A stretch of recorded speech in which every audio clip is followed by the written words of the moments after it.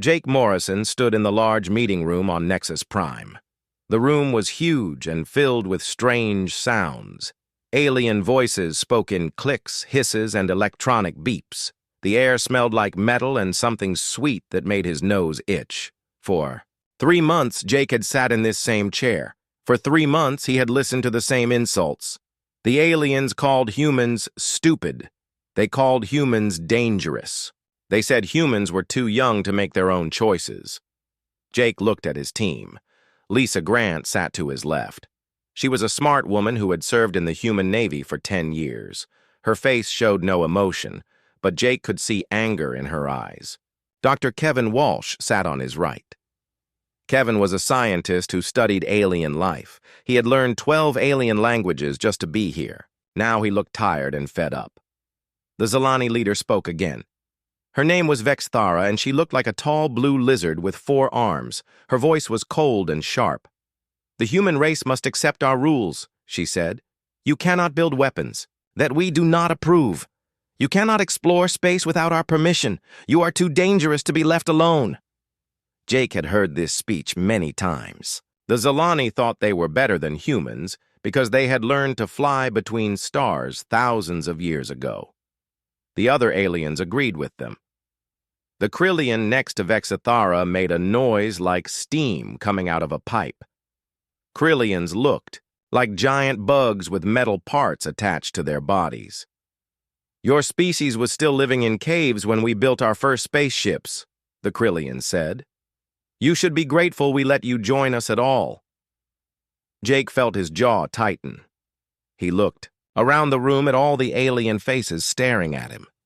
Some looked curious, some looked angry. Most looked like they thought humans were pets that had learned to talk.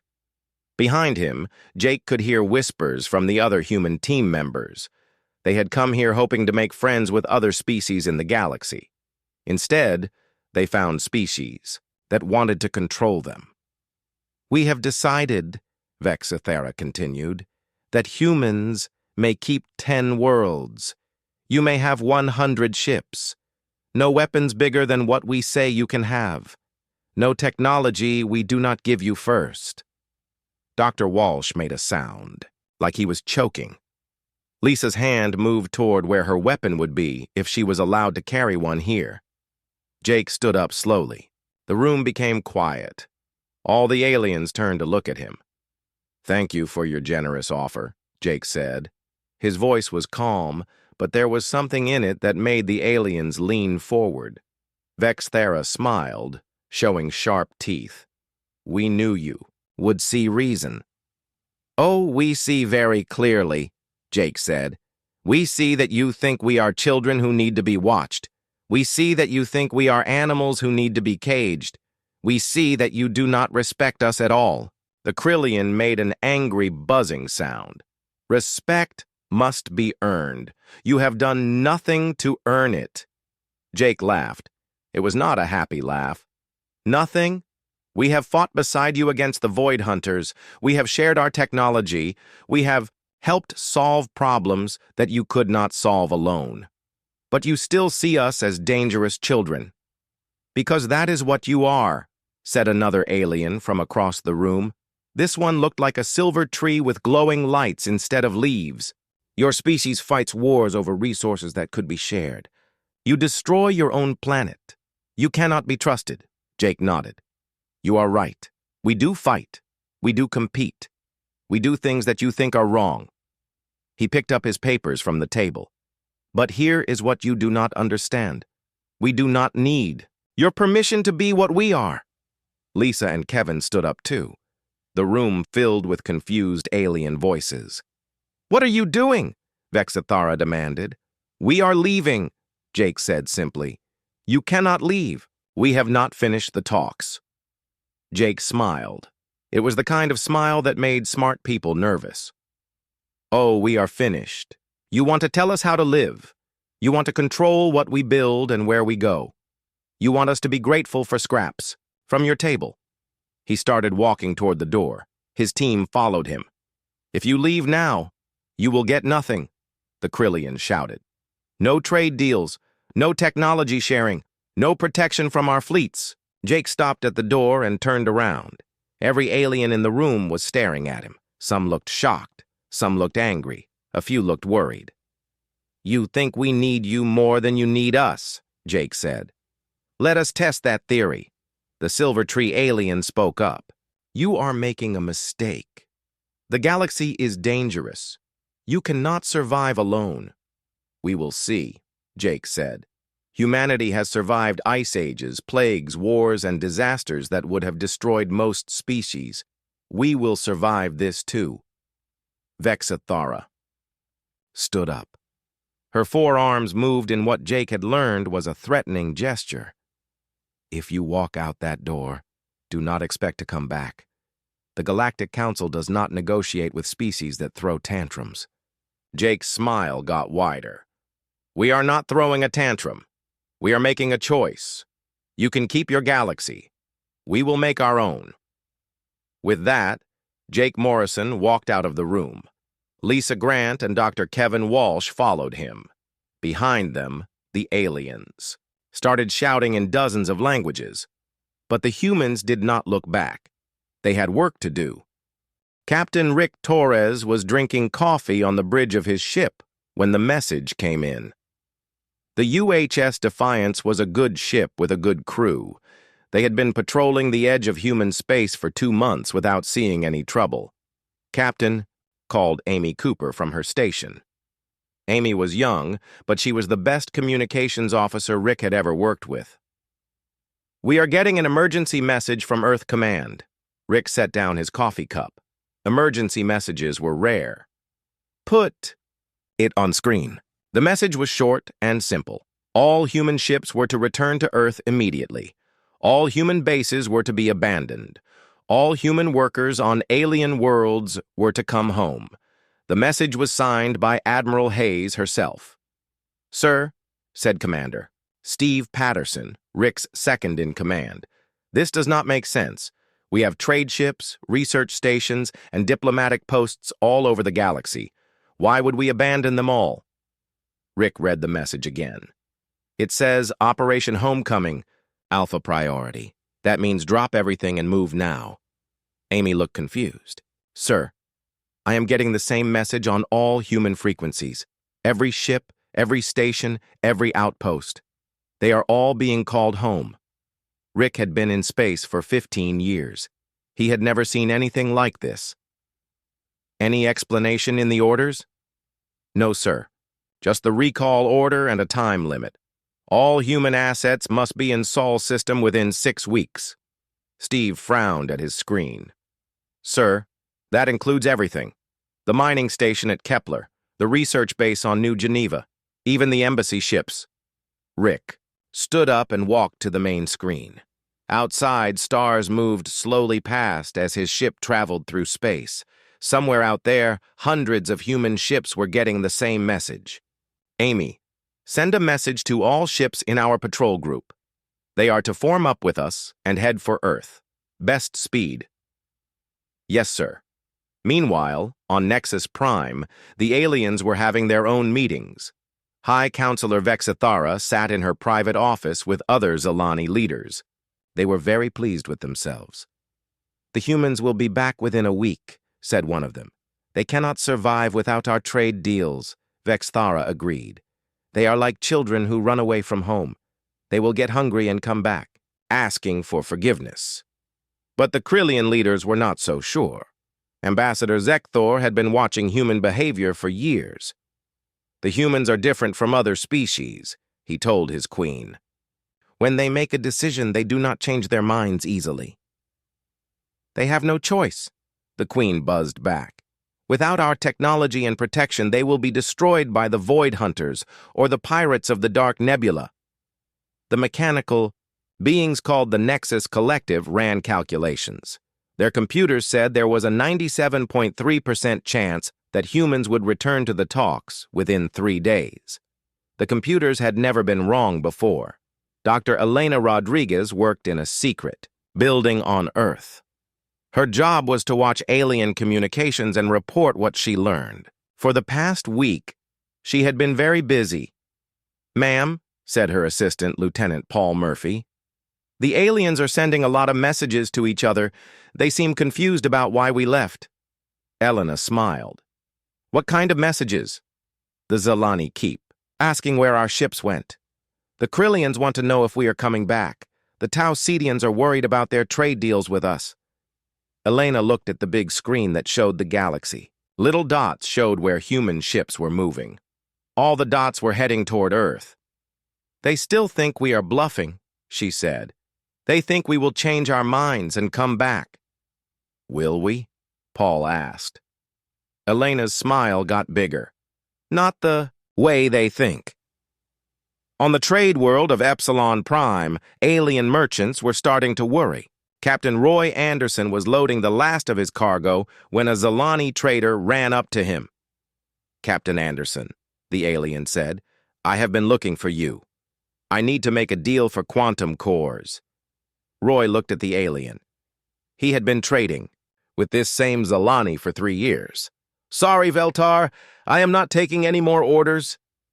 But you always sell quantum cores. My customers need them. Roy sealed the cargo hold of his ship. Not anymore. I am going home. Veltar looked confused. Home? But your home is here. You have been trading on Epsilon Prime for years.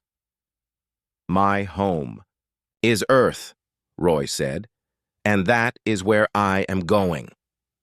Other human traders were having the same conversations all over the galaxy. Alien customers who had bought human goods for years were being told that the supply was ending.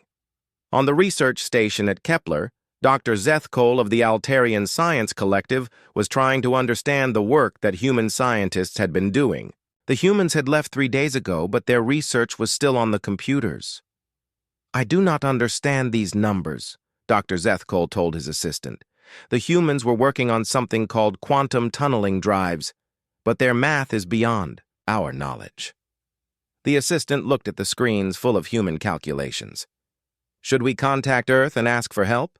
Earth is not taking messages from alien governments, Dr. Zethkol said sadly.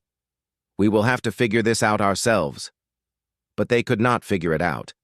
Without the human scientists, the research had stopped completely. Similar problems were happening everywhere humans had worked.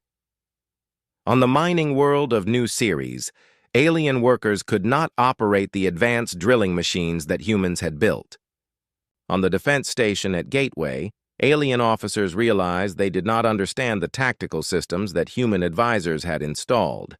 Captain Rick Torres and his ship reached Earth after 2 weeks of travel. As they approached the home system, he could see hundreds of other human ships arriving from all directions. Sir, Amy said, Earth Control is directing us to dock at Luna Station. They say Admiral Hayes wants to speak with all returning captains. Rick nodded. Amy, send a message to Earth Command. Tell them Captain Torres and the crew of the Defiance have returned home safely. As his ship moved toward the moon, Rick could see the largest gathering of human ships in history. Whatever was happening, humanity was preparing for something big. Back on Nexus Prime, Vexathara was no longer smiling. Reports were coming in from all over the galaxy. Humans were gone. Not just the diplomats and the military ships. Everyone, traders, scientists, engineers, doctors, they had all vanished. This is impossible, she said to her advisors. They cannot all have left. Some humans must have stayed. But the reports kept coming. Every human base was empty. Every human ship had gone to Earth. It was as if humanity had just disappeared from the galaxy. For the first time, Vexathara began to wonder if the humans were serious about leaving for good. 3 weeks after the humans left, the problems started. Dr. Zethkol stood in the empty human laboratory on Kepler Station. The room was clean and organized, but something was wrong. All the equipment was still there. All the computers still worked. But none of the alien scientists could understand what the humans had been doing. Look at this, Dr. Zethkol said to his colleague, Dr. Miraton from the Vegan Science Institute. He pointed at a screen full of numbers and symbols. The humans called this a quantum tunneling drive. They said it could make ships travel 10 times faster than our best engines. Dr. Miraton looked at the screen. Her people were known for being very smart, but these calculations made no sense to her. The math is impossible. They are using equations that we have never seen before. That is the problem, Dr. Zeth Cole said. We thought human science was simple. We thought they just copied our technology and made it a little better. But this, he waved at the screen. This is completely new. In another part of the station, engineer Kexelar was trying to fix a broken power generator. For months, he had watched a human engineer named Pete Wilson work on these machines. It had looked easy when Pete did it. Now Kexelar realized he had no idea how the machines actually worked. The power output is dropping, his assistant reported. We need to replace the quantum stabilizer. Kexelar looked at the machine. He could see the broken part, but he did not know how to fix it. Pete had always handled the complicated repairs. Call the Nexus Collective. Maybe their computers can help us. But the Nexus Collective was having their own problems. Their mechanical beings were very good at following instructions, but they had always relied on human creativity to solve new problems. Now they were stuck trying to repair systems that humans had designed. On the military base at Fort Proxima, General Thekvar was discovering an even bigger problem. For 2 years, human advisors had helped plan defenses against the Void Hunters. The humans had suggested new strategies and tactics that had worked very well. Too well. Sir, his aide reported, the Void Hunters have attacked 3 more systems. Our fleets cannot stop them. General Thekvar looked at the battle reports. The numbers were terrible. What happened? We were winning these fights before. The human advisors changed our tactics, sir. They taught us new ways to fight. But they never explained how their methods worked. Without them, we are back to our old strategies. And our old strategies do not work? The aide was quiet for a moment. No, sir. The old ways are not good enough anymore.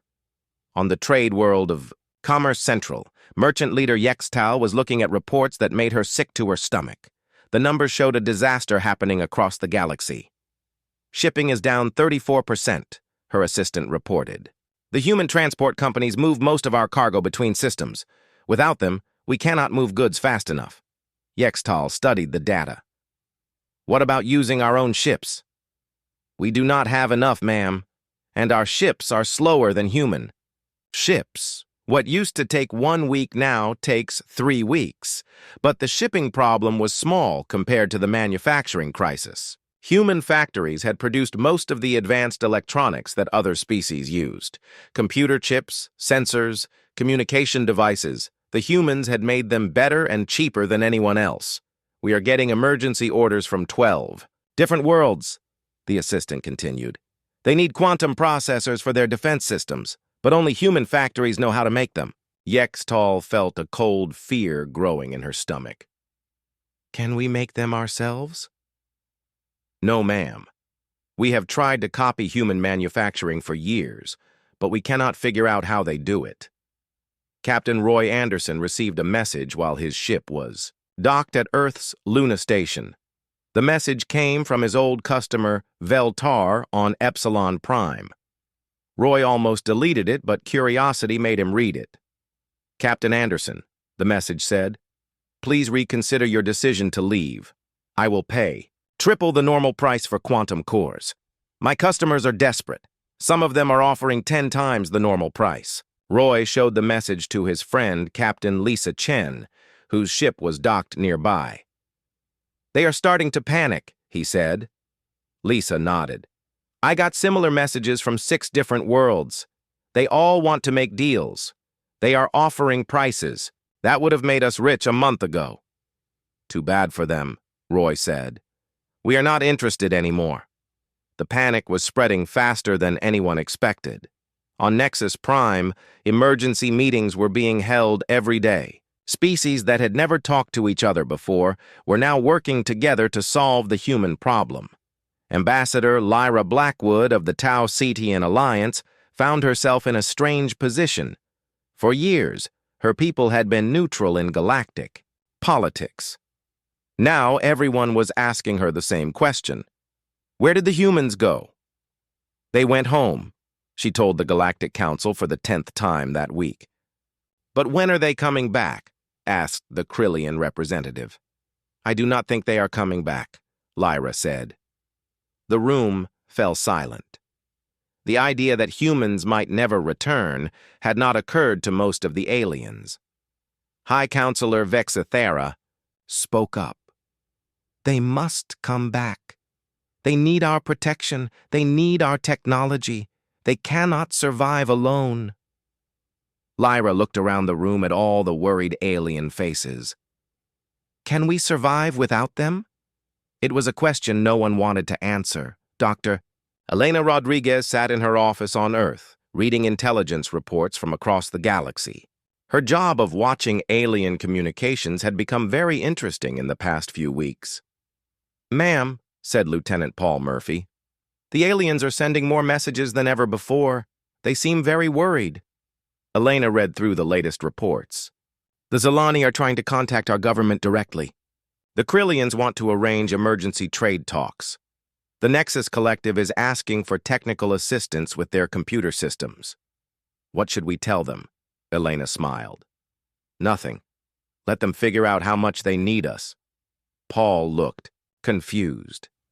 But ma'am, some of these requests are for emergency help. The Altarians are having power failures. The Vegans cannot repair their defense systems. Those are not our problems anymore, Elena said. We offered to work with them as equals. They wanted to treat us like children. Now they can see what happens when the children go home.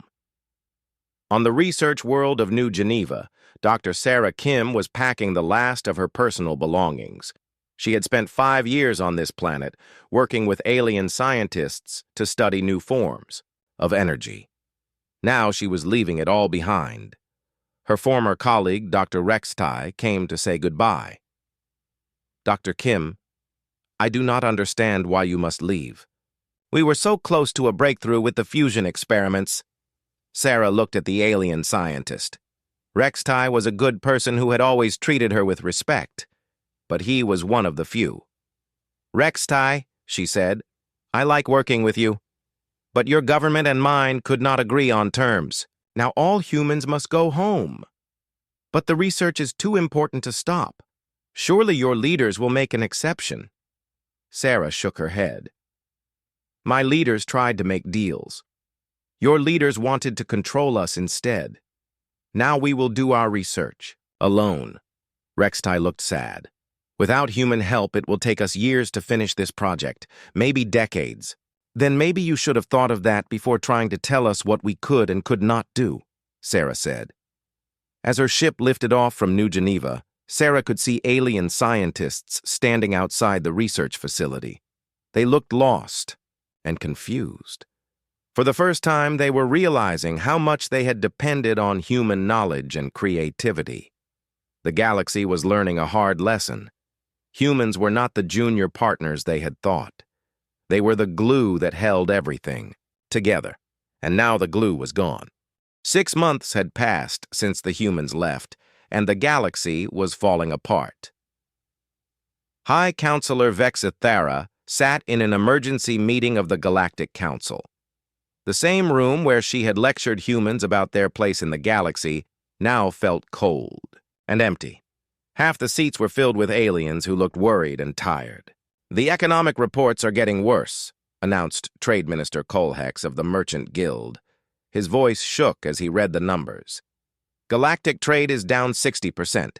17 systems are reporting critical shortages of manufactured goods. 9 worlds have had complete power grid failures. Vexithara tried to look calm, but inside she felt sick. What about our own manufacturers? Can they not replace human production? Colhex looked at his datapad. We have tried, ma'am, but human factories were making things we do not know how to make. Their quantum processors, their fusion reactors, their gravity manipulators. We cannot copy them. General Thekvar spoke up from his seat. The military situation is even worse. The Void Hunters have taken 5 more systems. Our fleets are losing every major battle. How is that possible? Demanded the Krillian representative. We have been fighting the Void Hunters for decades. With human help, General Thekvar said, quietly. Human advisors changed our tactics. They taught us new ways to fight. Without them, we are using old methods that do not work anymore. Vexathara felt anger rising in her chest. The humans were just advisors. They did not fight the battles themselves. No, ma'am, they did not fight, but they planned the battles. They designed the strategies. They solved the problems we could not solve. General Thekvar paused. Without human tactical doctrine, our win rate has dropped from 89% to 23%. The room fell silent. Everyone stared at the general. 23%? Vexathara whispered. Yes, ma'am. We are losing almost every fight now. On Earth, Senator Nicole Brooks sat in her office in Geneva.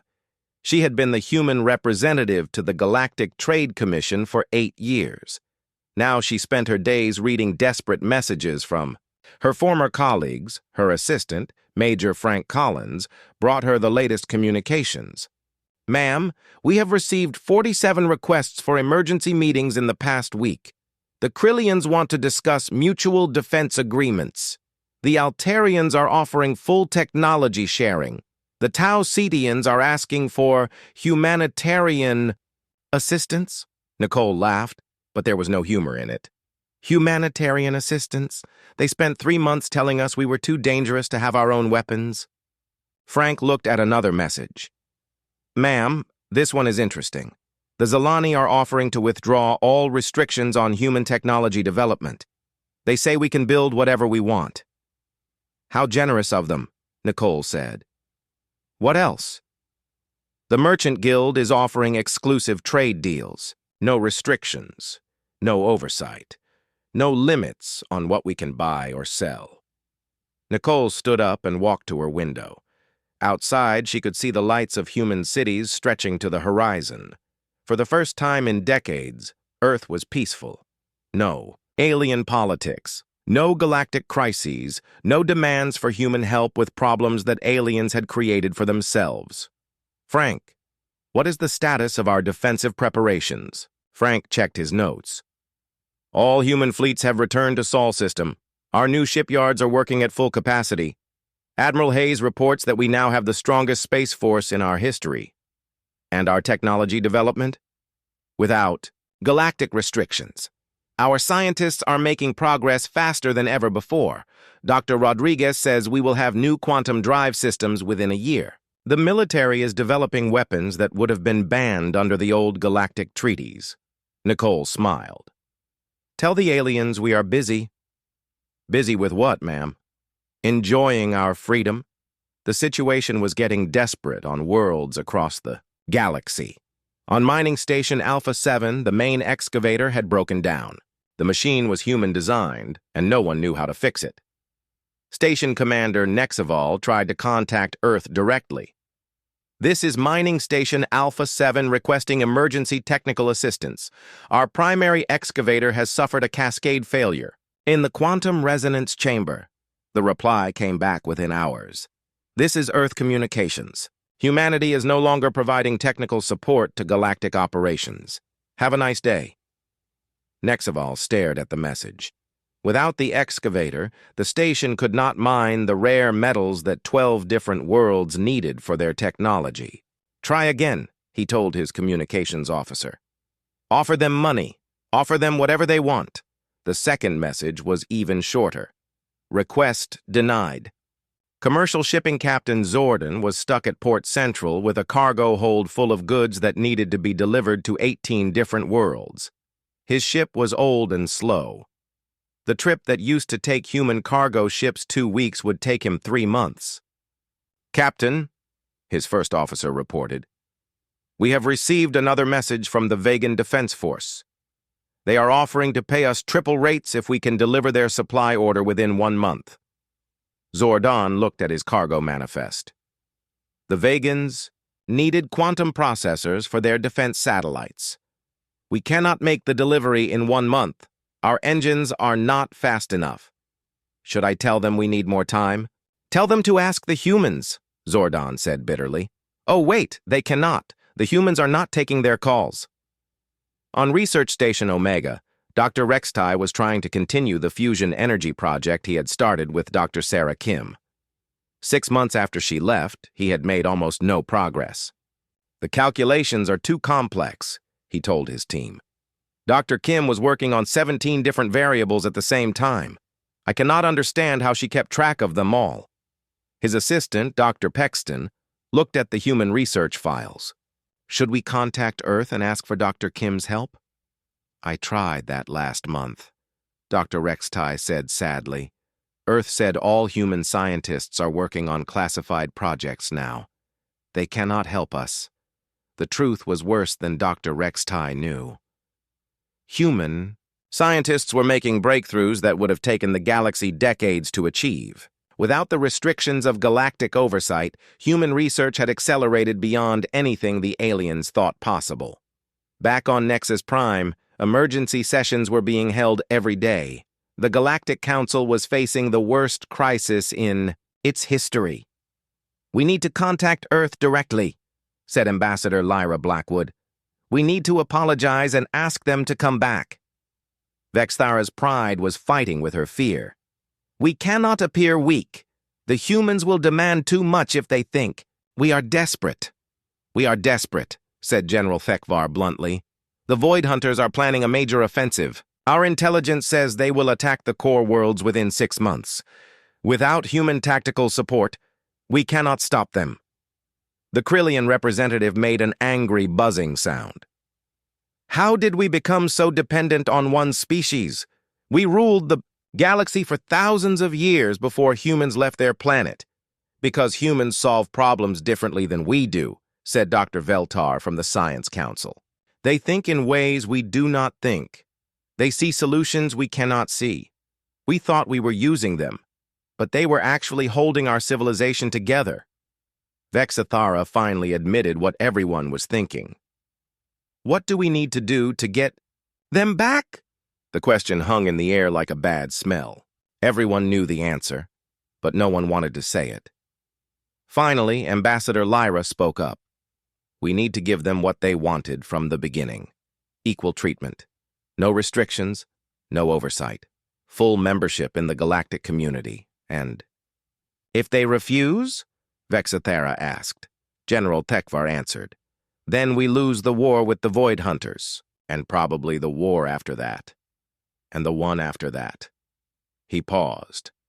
Without humans, I do not think our civilization will survive another 10 years. The room fell silent as the truth sank in. The species that had called humans too young and too dangerous were now facing extinction without human help. For the first time in galactic history, the mighty Galactic Council was preparing to beg. 1 year after humans had walked away from the peace talks, Ambassador Jake Morrison returned to Nexus Prime.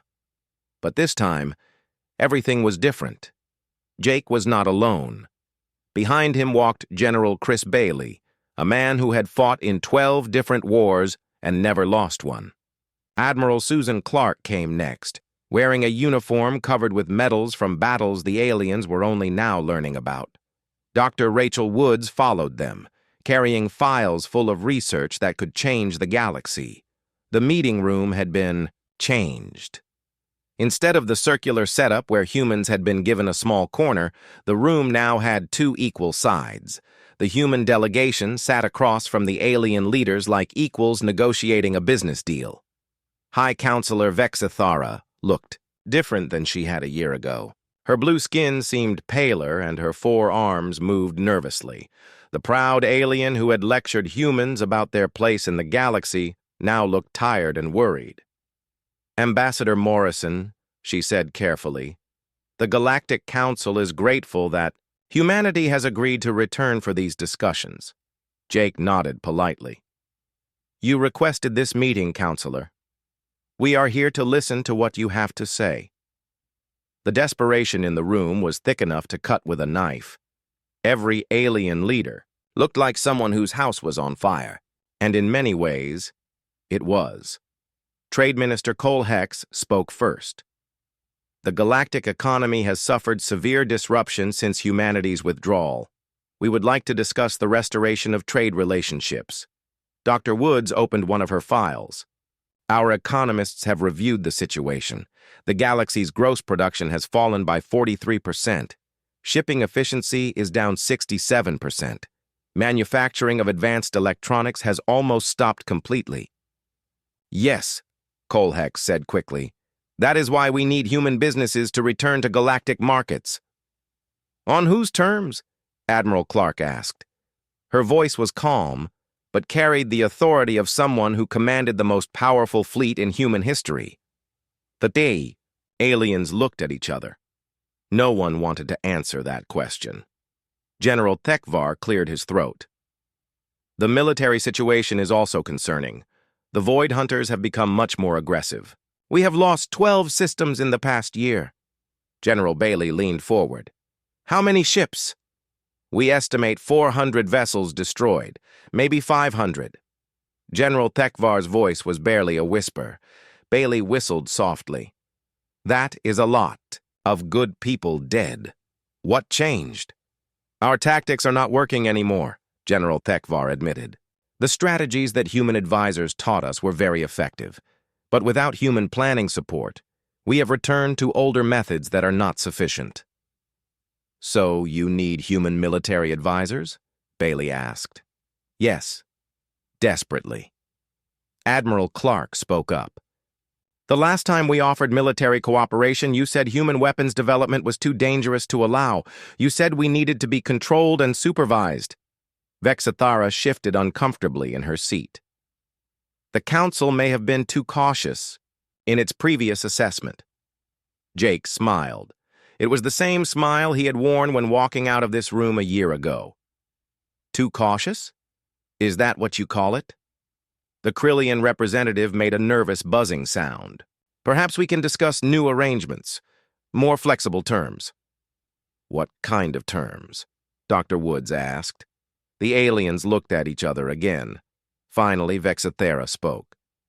What would humanity require to rejoin galactic society? Jake had been waiting for this question for a year. Full equality in all galactic institutions. No restrictions on human technology development. Complete autonomy over human space and human affairs. And in return, asked the mechanical voice of a Nexus Collective representative. Admiral Clark stood up. Her uniform carried decorations from conflicts across human space.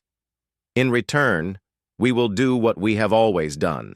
We will solve the problems you cannot solve. We will fight the wars you cannot win. We will keep the galaxy running while you debate philosophy. The negotiation continued for 3 days. The aliens tried to add conditions and restrictions, but the humans would not compromise. Every time an alien leader suggested oversight or limitations, the human delegation would simply look at each other and prepare to leave. Wait, Vexathera would say. Let us discuss this further. But there was nothing to discuss. The humans had learned their value during the year they were away. The aliens had learned it too. On the second day, emergency reports came in. The Void. Hunters had attacked the industrial world of Gamma Centauri. The defending fleet had been completely destroyed. 3 billion aliens were dead or missing. This would not have happened with human tactical support. General Tekvar said quietly. General. Bailey looked at the battle reports. No, it would not have. Your ships attacked in a straight-line formation. The Void Hunters surrounded you and picked you apart. Could human advisors have prevented this? A human academy cadet could have prevented this, Bailey said bluntly. You used tactics that were outdated 50 years ago. The third day brought more bad news. The main trading hub at Commerce Central had shut down because they could not get replacement parts for human-built equipment. 12 systems were reporting power grid failures. The economy was collapsing faster than anyone had expected. Finally, Vexathara called for a formal vote. The Galactic Council will now vote on the human proposal. All in favor of accepting full human equality and autonomy? Every hand, claw, tentacle, and mechanical appendage in the room went up. The vote was unanimous. Jake stood up and shook hands with each alien leader. "We accept your offer to rejoin galactic society as equal partners." As the human delegation prepared to leave, Jake turned back to address the council one final time. "Counselor Vexithara, you once asked if humanity deserved respect. You said respect had to be earned." Vexithara nodded slowly. "Well, we earned it," Jake said. "The hard way, by showing you what happens when we are not here." Admiral Clark added, "Next time you wonder if humans belong in space, remember this. You spent 50,000 years building a civilization. We spent 1 year showing you how quickly it falls apart without us." Dr. Woods left behind a gift for the council. It was a detailed plan for rebuilding the galactic economy, stopping the Void Hunter invasion, and reorganizing galactic defenses. "Consider this a welcome-back present," she said. The humans walked out of the room, but this time they knew they would be back, on their terms, as equals. Within hours of the agreement being signed, human ships began returning to galactic space. But now they flew under human flags and followed human rules. Human businesses reopened, but as independent companies that could not be controlled by alien governments. Captain Roy Anderson received his first post-return trade contract. Veltar offered him 10 times the old price for quantum cores. Roy accepted, but only because the price was finally fair. Dr. Sarah Kim returned to New Geneva to continue her fusion research. But now she worked for a human university, not an alien one. Dr. Rextai was welcome to observe and learn, but the research belonged to humanity. On Earth, Senator Nicole Brooks read reports of applications for human citizenship coming in from dozens of alien species. Apparently, a lot of aliens had decided they would rather live under human law than under the governments that had driven humanity away. Dr. Elena Rodriguez updated her files as intelligence reports flooded in from across the galaxy. The phrase, human ingenuity, had entered alien languages as a term meaning making the impossible look easy. But the most important change was in how aliens looked at humans. No longer were they seen as dangerous children who needed supervision. Now they were recognized as the species that held galactic civilization together. As Jake Morrison often said in his speeches at the Academy, sometimes the best way to prove you belong somewhere is to show them what happens when you leave. Humanity had walked away from the galaxy's terms and returned on their own. The universe had learned to respect them the hard way, and it would never forget the lesson.